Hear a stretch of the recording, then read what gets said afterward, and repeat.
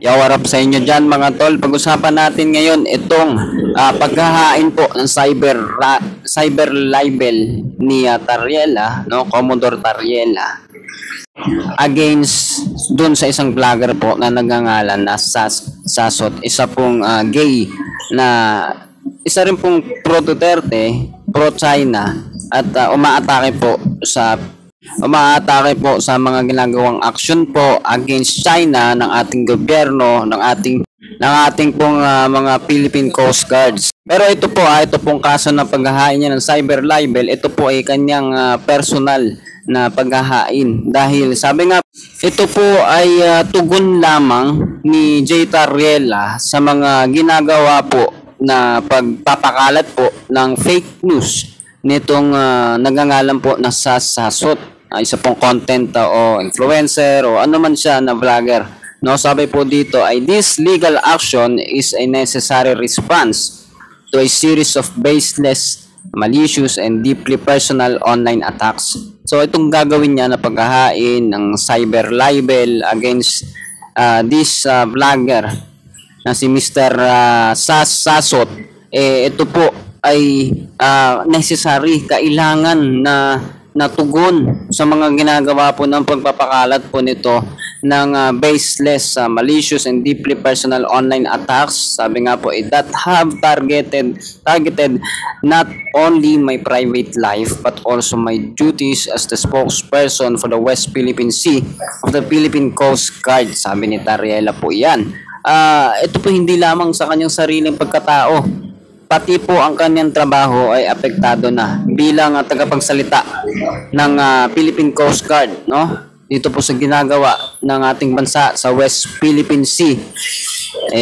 Talaga naman po makaka-impluwensya po ito. Kung hindi po nag-aalam yung mga tao, hindi po nagbabasa, talagang pikit mata na lamang po makikinig sa mga vlogger, sa mga content creator, sa kanilang mga sasabihin.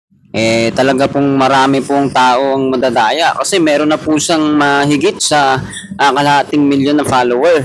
No, I don't know if this is on Facebook o sa anumang platform na ginagamit niya.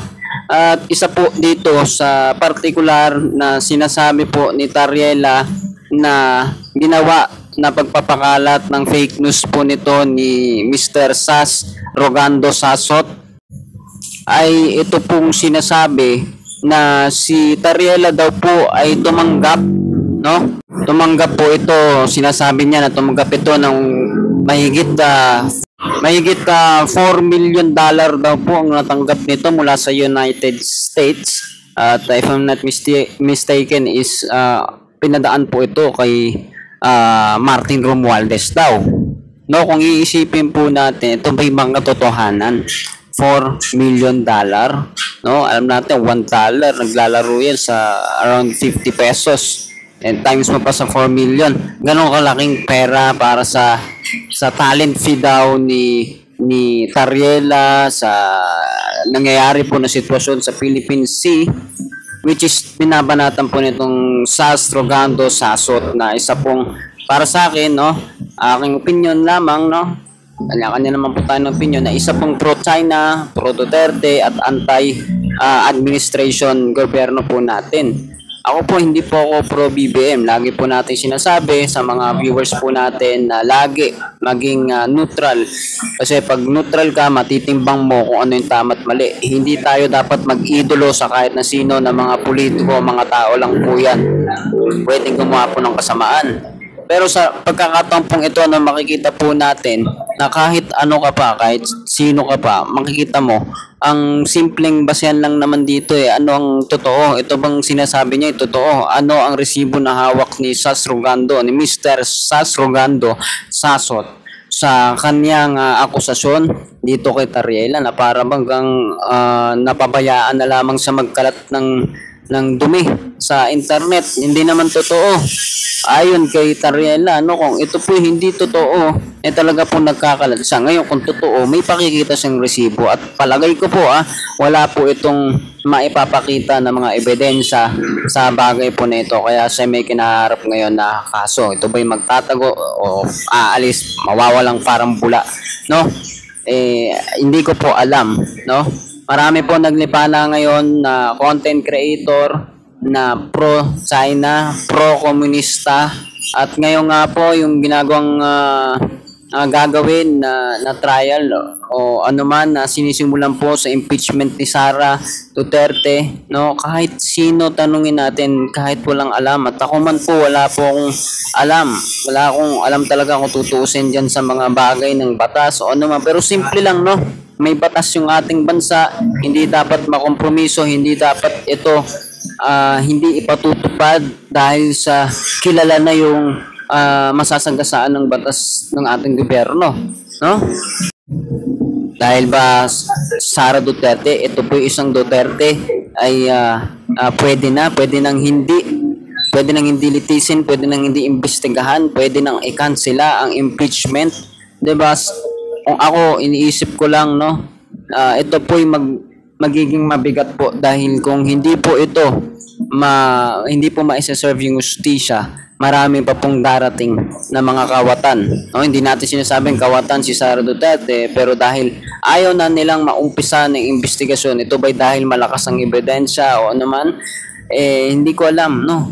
Pero kapag ito po ay hindi na imbestigahan, kasi imbestigahan pa lang naman, no, hindi naman siya hahatulan bilang guilty dahil titignan kung ano yung ebidensya, no. Correct me if I'm wrong, no, kung mali ako doon sa bagay na yon, 'di ba? Pero ayon sa pagkakaunawa ko, ititignan diyan, ipipresenta mo yung pagka-inosente mo. Meron kang mahigit sa 10 abogado nga do, 16 yata na bigating abogado ang magtatanggol sa kanya. Pero ang tanong, 'di ba, ang katotohanan ay lalabas talaga kahit ilang abogado pa yan.